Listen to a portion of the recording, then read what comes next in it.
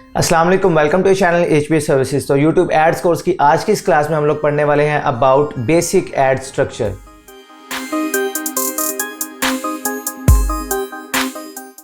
YouTube ads course की आज की इस क्लास में हम लोग पढ़ने वाले हैं बेसिक एड स्ट्रक्चर। एक एड रन करने के लिए जो एक बेसिक सा स्ट्रक्चर होता है उसको हम अच्छे से समझेंगे, जिसके अंदर हम डिस्कस करेंगे अबाउट कैंपेन, एड सेट और एड ग्रुप और लास्ट पे एड। अब ये पढ़ना क्यों ज़रूरी है? देखो यार, ये एक बेसिक एड स्ट्रक्चर है। अगर आप कहीं पर भी एड्स रन करते हो, फेसबुक पर, गूगल पर या कोई भी पेड एडवर्टाइजिंग कर रहे हो, तो ऑलमोस्ट यही बेसिक एक एड स्ट्रक्चर होता है जो हर जगह पर रिपीट हो रहा होता है। तो अगर आप लोग इसे अच्छे से समझ लेते हैं तो इंशाल्लाह आप लोगों का बेसिक कॉन्सेप्ट पहले ही क्लियर होगा। कोई भी अगर आप सोशल मीडिया मार्केटिंग सीखते तो आपका बेसिक कॉन्सेप्ट पहले ही क्लियर हो जाएगा, और आप लोग जब फर्दर उन चीज़ों को सीखोगे तो आप लोगों के लिए वो चीज़ें सीखना आसान हो जाएगा।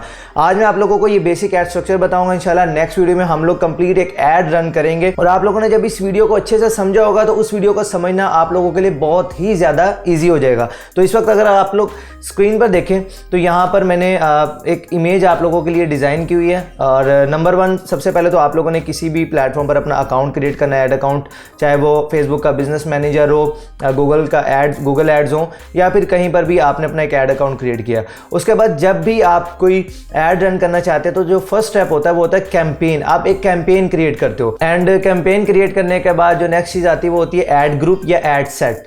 इसे दोनों नामों से आप लोग सुनोगे, इसके ऐड ग्रुप भी सुनोगे, किसी जगह पर आप ऐड सेट भी सुनोगे।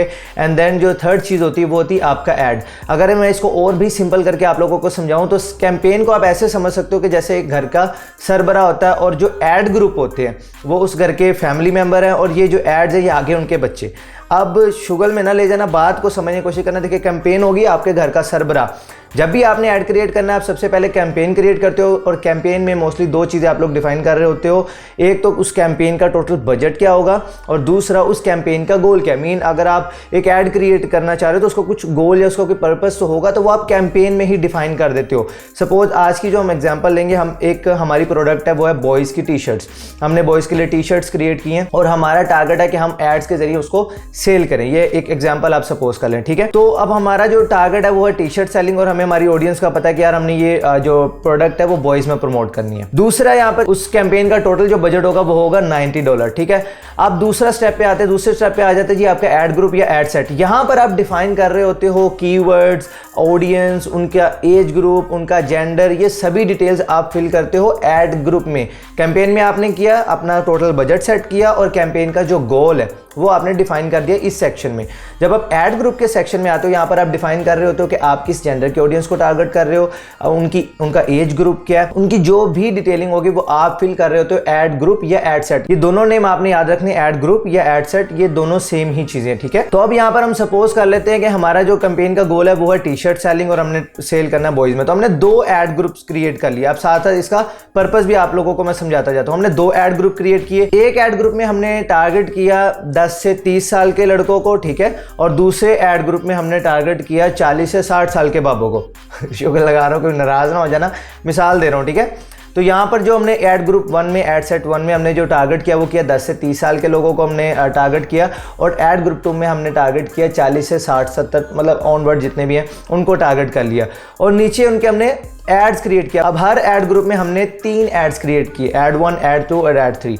सपोज ये जो ऐड 1 है ये हमारा है टेक्स्ट ऐड, जिसमें हमने सिर्फ लिखा हुआ है, कोई इमेज या कोई वीडियो नहीं है। सेकंड जो हमारा ऐड 2 है वो है इमेज बेस, यानी कि इसके अंदर हमने टेक्स्ट भी ऐड किया हुआ है, अच्छी कॉपी राइटिंग की हुई है, कॉपी राइटिंग कह लें या ऐड कॉपी हमने लिखी हुई है। उसके बाद हमने इसके अंदर एक बहुत ही अच्छी और एक रेलिवेंट इमेज हमने इसके अंदर क्रिएट किया, और ऐड 3 में हमने एक वीडियो लगाई है हमारे प्रोडक्ट के लिहाज से, ठीक है। और सेम 3 ऐड हमने यहाँ पर क्रिएट किया। अब हमने यहाँ से इस ऐड को अप्रूवल के लिए भेजा, और हमारा ऐड हो गया अप्रूव। $90 बजट था, सपोज $45 इस पे स्पेंड हुए और $45 इस पे स्पेंड हुए। जिस वक्त इसका रिजल्ट आया तो हमें पता चला कि हमारा जो ऐड सेट 1 है या ऐड ग्रुप 1 है, इसने बहुत अच्छा परफॉर्म किया। इसने $45 हमने इस पे जो स्पेंड किए, उसके रिटर्न में हमारी $200 की प्रोडक्ट जो है वो सेल हो गई। हमारी जो टी शर्ट थी वो $200 की हमें सेल मिली, और उस पर हमें अच्छा खासा प्रॉफिट भी मिला। और जो ऐड सेट 2 था उसके अंदर से हमें सिर्फ समझ लें कि आप $20 का प्रॉफिट हुआ, मीन्स कि हमें $25 एक्चुअल में लॉस हो गया, क्योंकि हमने $45 इस पर भी स्पेंड किए।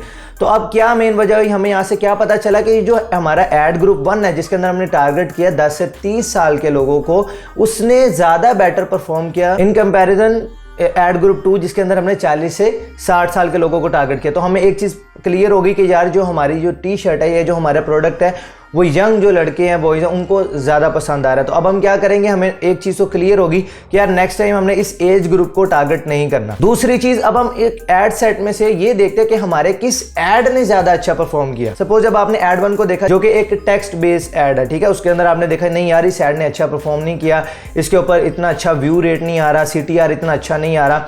उसके बाद आपने देखा कि यार ये जो इमेज वाला ऐड है जिसके अंदर अच्छी आपने ऐड कॉपी क्रिएट की है। Add copy by the way होती है कॉपी राइटिंग, यानी कि जो जब भी आप कोई ऐड देखते हो तो उसके ऊपर जो टेक्स्ट लिखा होता है उसे आप ऐड कॉपी कहते हो, ठीक है। तो आपने देखा कि यार इसके ऊपर CTR और व्यू रेट इस ऐड का बहुत अच्छा है। और थर्ड पे जब आपने देखा वीडियो ऐड की तरफ तो आपने देखा कि यार इसका व्यू रेट सबसे ज़्यादा अच्छा था और CTR भी इसको सबसे ज़्यादा अच्छा मिला और सबसे ज़्यादा कन्वर्जन्स भी आपको इसी ऐड से मिली।